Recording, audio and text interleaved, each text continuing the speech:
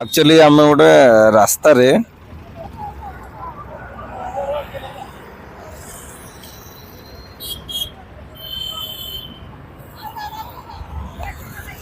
ହଁ ଆମେ ଗୋଟେ ରାସ୍ତାରେ ଆକ୍ଚୁଆଲି ଦେଖିଲୁ ଗୋଟେ ହାଟ ପଡ଼ିଛି। ମାନେ ଆକ୍ଚୁଆଲି ଆମର ସେ ଗାଁରେ ଆମେ ବହୁତ ପୁରୁଣା ମାନେ ଆମେ ଦେଖୁ ଯେ ଏଠି ଏମିତି ଗାଈ ବିକ୍ରି ହୁଏ।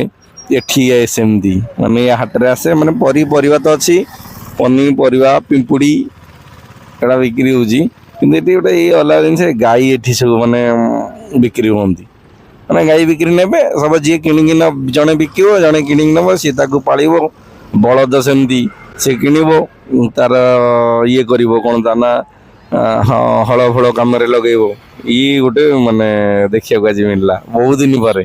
ମୁଁ ଛୋଟିଆ ବେଳେ ଆକ୍ଚୁଆଲି ଆମର ସେ ହାଟ ମାନଙ୍କରେ ଯାଇ ଦେଖେ ଆମ ଗାଁରେ, ସେଟା ବହୁତ ଦିନ ହେଲାଣି ଲୋପ ପାଇଯାଇଥିଲା, ଏପଟେ ଆଜି ଦେଖିବାକୁ ମିଳିଲା।